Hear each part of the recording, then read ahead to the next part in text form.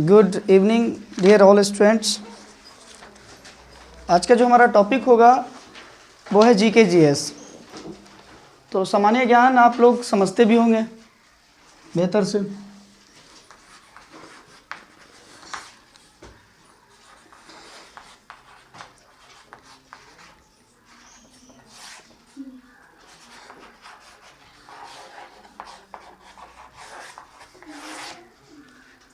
आज हम कुछ आप लोगों से क्वेश्चन पूछेंगे, आप लोग जवाब दे पाइएगा तो बेहतर है, नहीं तो मैं आप लोगों को बताऊंगा इसका सॉल्यूशन, ठीक है ना।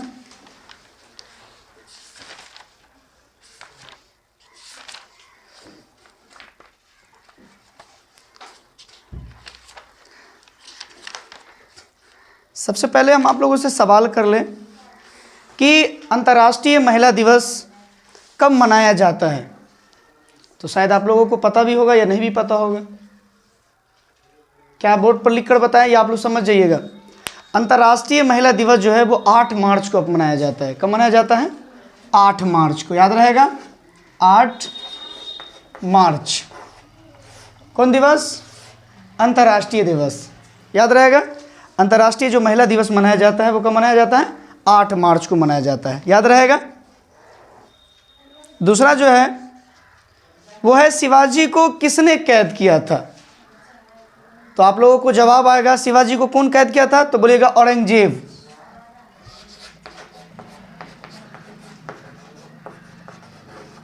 औरंगजेब याद रखेंगे। शिवाजी को किसने कैद किया था, तो आप लोग उसका जवाब क्या लिखेंगे? औरंगजेब। अगला क्वेश्चन है कि भारत का सबसे बड़ा योद्धा कौन था। भारत का सबसे बड़ा योद्धा जो है वो परशुराम था, याद रहेगा। कौन था? परशुराम था। और सबसे बड़ा विद्वान अगर कहा जाए तो वो रावण था।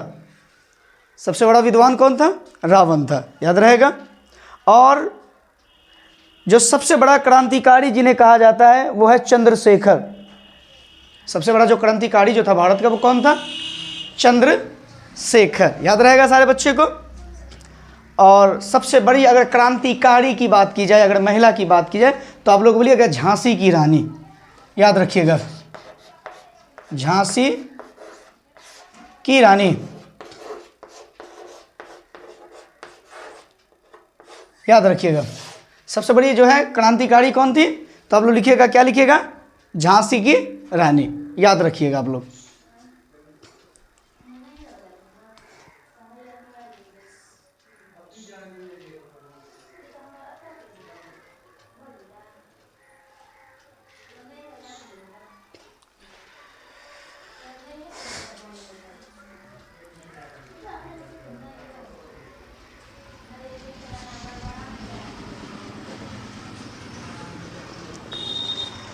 है ना, ये जो लिखे हैं आप लोगों को याद रखेंगे।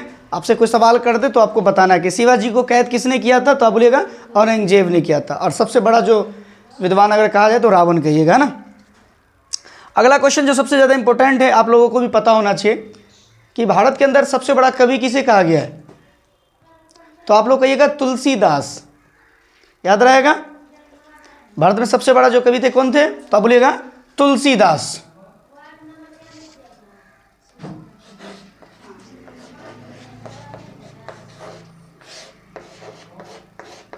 देखिए भारत में बहुत बड़े बड़े कवि गुजरे, ऐसी बात नहीं है। तुलसीदास थे, कबीरदास थे, कालिदास, बहुत सारे ऐसे थे, बट तुलसीदास को सबसे बड़ा कवि माना गया है ना।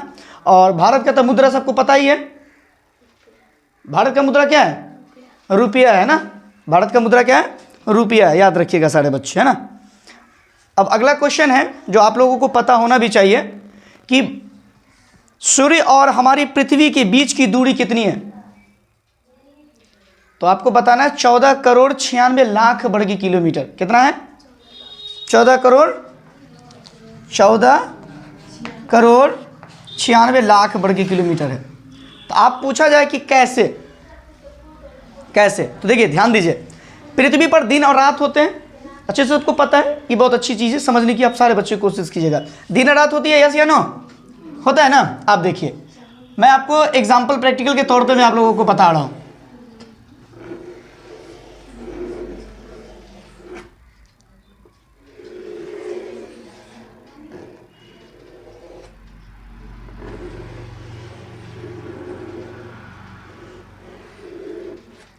ये जो है ना, ये पृथ्वी है। क्या है? ये पृथ्वी है। क्या है? पृथ्वी है। ध्यान दीजिए, तो पृथ्वी जो होता है वो चक्र होती है, घूमती रहती है गोल, है ना। और ये जो दिख रहा है ना, ये सूर्य है। क्या है? सूर्य है। क्या है? सूर्य है। अब सवाल पैदा होता है कि पृथ्वी पर दिन रात होती है या नो? होती है ना। तो कैसे होती है आप समझिए।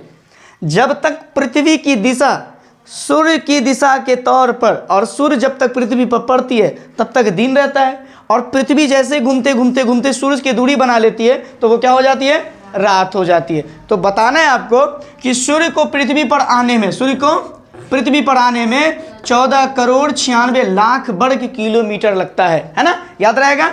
और सूर्य को पृथ्वी में आने में 8 मिनट 20 सेकेंड लगता है। कितना देर लगता है? 8 मिनट 20 सेकेंड लगता है, याद रहेगा सारे लोगों को। और चंद्रमा को आने में 1.3 सेकेंड समथिंग लगता है, याद रहेगा सारे बच्चे को।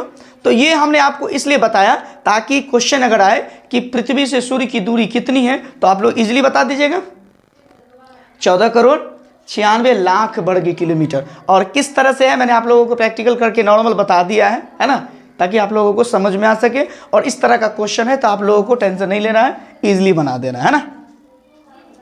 अब अगला क्वेश्चन है, सूर्य हमारी पृथ्वी से कितना गुना बड़ा है? सूर्य है ना, ये सूर्य है ना जी, तो ये पृथ्वी है, तो पृथ्वी से कितना बड़ा सूर्य है? तो आपको बताना है 13 लाख गुने बड़ा है। कितना गुना बड़ा है?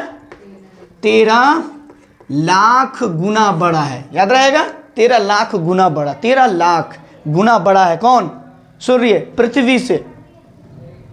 समझ पा रहे ना, याद रहेगा आप लोग को।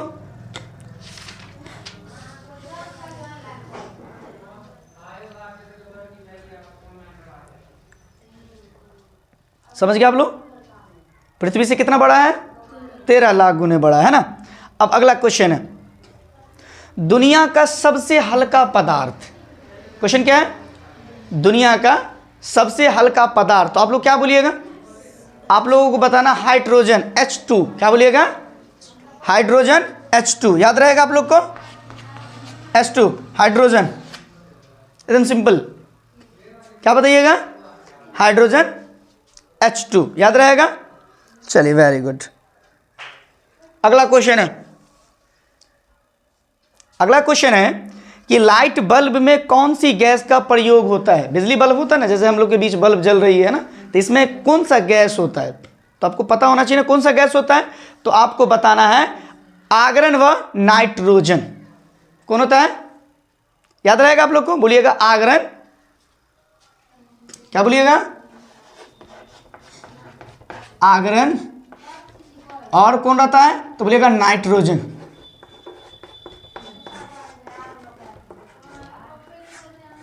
याद रखिएगा, आर्गन और क्या होता है? नाइट्रोजन। याद रहेगा सारे बच्चे को। कोई दिक्कत? लाइट बल्ब में जो बिजली इस्तेमाल होती है ना, बल्ब वगैरह बिजली से जो बल्ब जलती है, इसमें कौन सा गैस होता है? तो आपको बताना है। हाँ, वेरी गुड।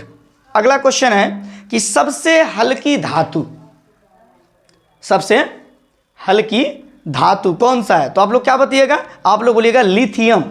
क्या बोलिएगा? लिथियम।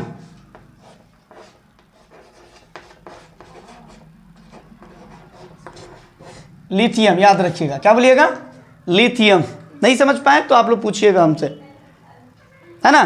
सबसे हल्की धातु क्या है? तो आप लोग बोलिएगा लिथियम। अगला क्वेश्चन है आपका कि सबसे भारी धातु, सबसे भारी धातु। तो आप बोलिएगा ओस्मियम, ओस्मिनियम।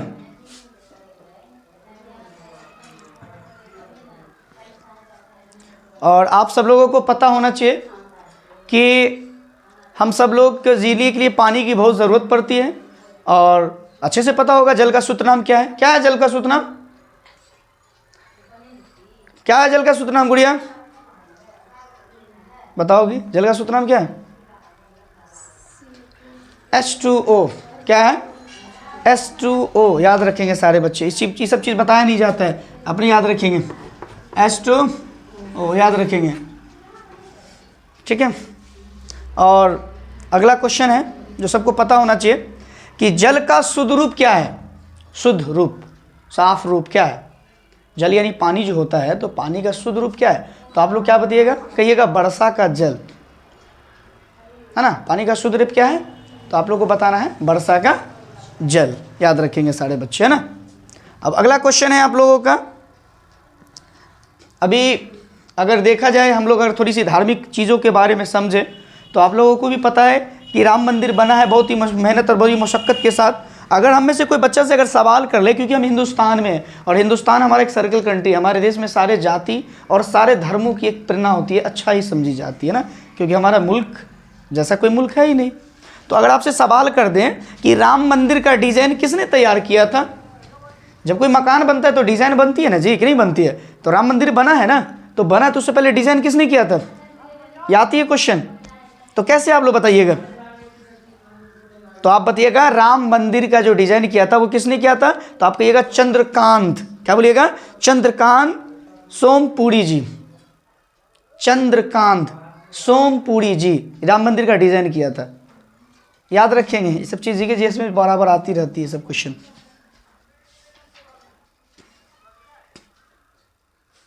और हमें नहीं लगता ये क्वेश्चन आप लोगों को भारी लगेगा। अगला क्वेश्चन है कि रविवार की छुट्टी कब आरंभ हुई थी, यानी शुरुआत कब हुई थी। रविवार की जो छुट्टी है वो कब शुरुआत हुई थी, तो आप सारे बच्चों को बताना है कि रविवार की जो छुट्टी हुई थी वो बोलिएगा 10 जून 1890 को। याद रहेगा रविवार की छुट्टी कब हुई थी, तो आपको बताना है 10 जून 1890, ये रविवार की छुट्टी हुई थी पहली बार। उस टाइम में अंग्रेज का हुकूमत था, ब्रिटिश शासक थे और इसका मांग करने वाला एक पठान था। याद रखेंगे सारे लोग, ये अंग्रेजी उस टाइम में अंग्रेजी हुकूमत ही था, तभी मांग किया गया था। उस टाइम में ब्रिटिश शासकों की हुकूमत थी हमारे मुल्क, हमारे देश में। तब से लेकर अब तक संडे को हॉलीडे, छुट्टी का दिन मनाया जाता है। याद रहेगा, चलो ठीक है।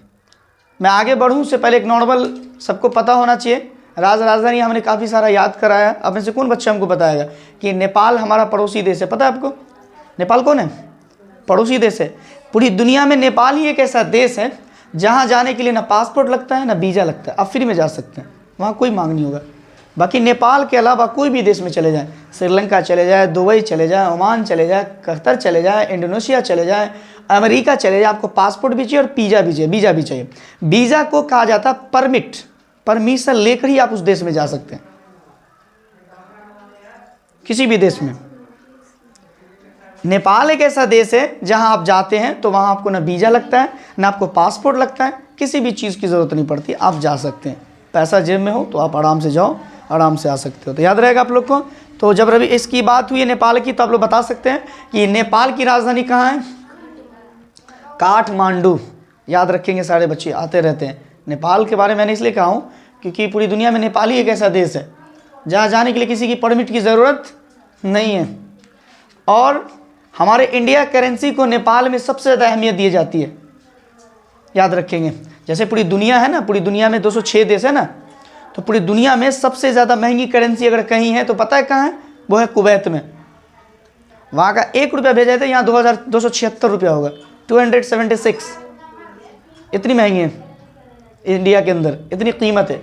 उसी तरह इंडिया का पैसा अगर नेपाल लेके जाओ तो नेपाल वालों के लिए इंडिया का पैसा वैल्यू होता है, बहुत अहमियत रखता है, पैसा करेंसी वहाँ बढ़ जाती है। ठीक है, तो याद रहेगा नेपाल की राजधानी कहाँ है, काठमांडू है। याद रहेगा सारे लोगों को।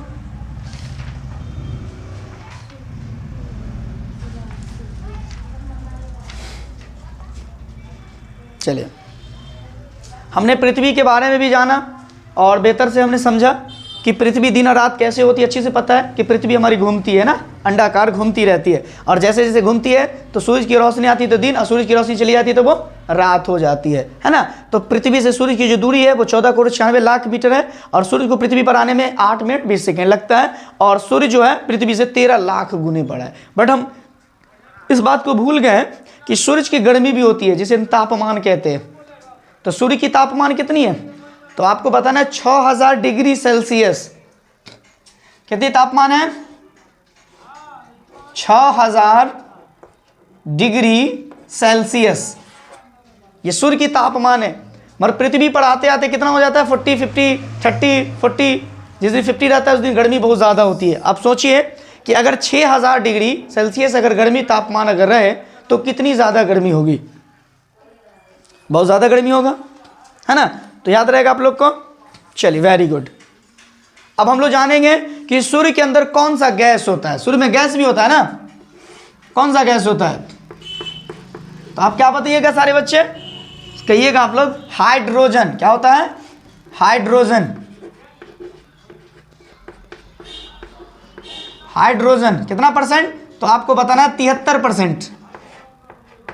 73 होता है। और बाकी का क्या होता है तो आपको बताइएगा। हीलियम होता है, हीलियम, वह हीलियम।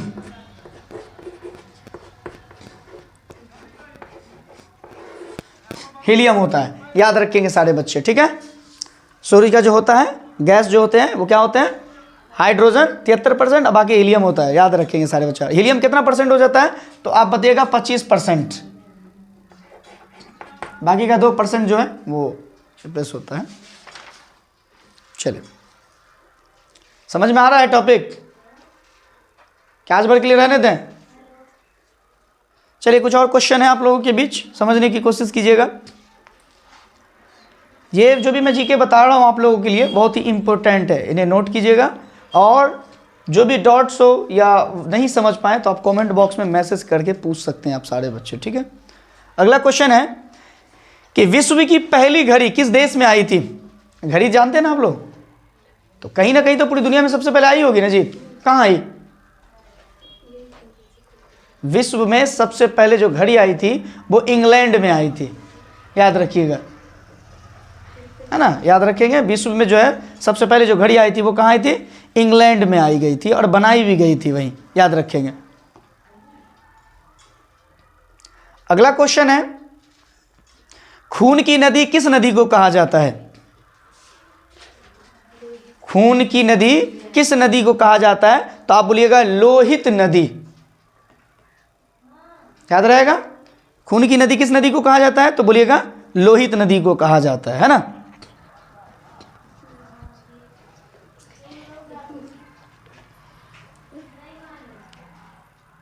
अगला क्वेश्चन है आप लोगों का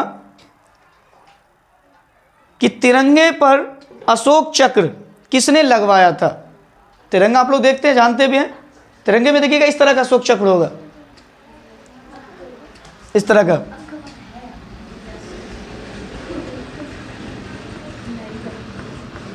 इसमें तिल्ली कितनी होती है पता है आप लोग को? 24।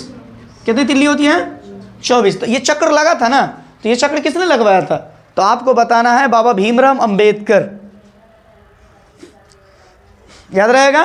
बाबा भीमराव अंबेडकर ने तिरंगे पर अशोक चक्र लगाया था।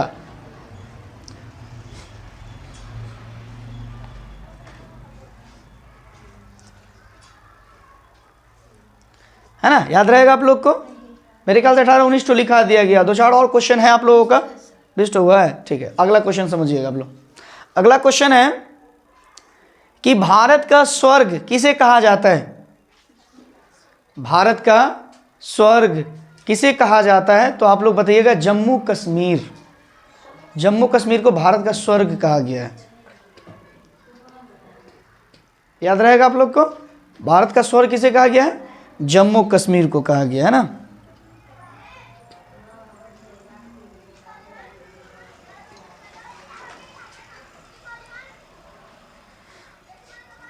अगला क्वेश्चन है कि ऐसा कौन सा जीव है जिसकी 5 आंख होती है? सुन के बड़ा कंफ्यूज होगा नहीं? ऐसी कौन सी जीव है जिनके 5 आंखें होती है? तो आप आंसर में क्या लगाइएगा? लगाइएगा मधुमक्खी। मधुमक्खी, याद रहेगा आप लोग को।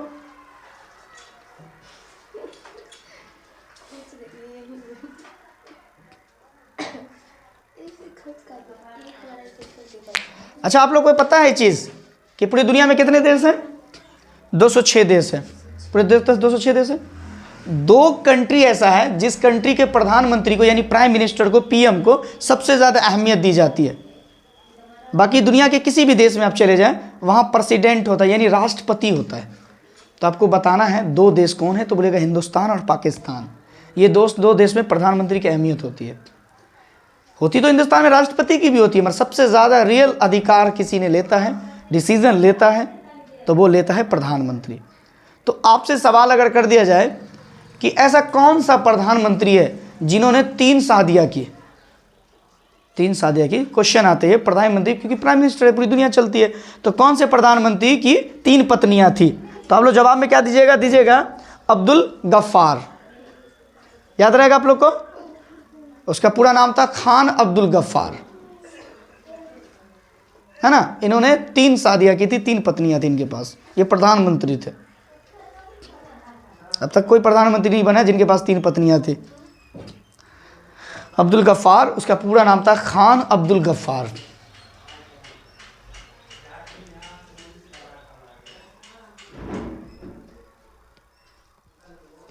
ठीक है,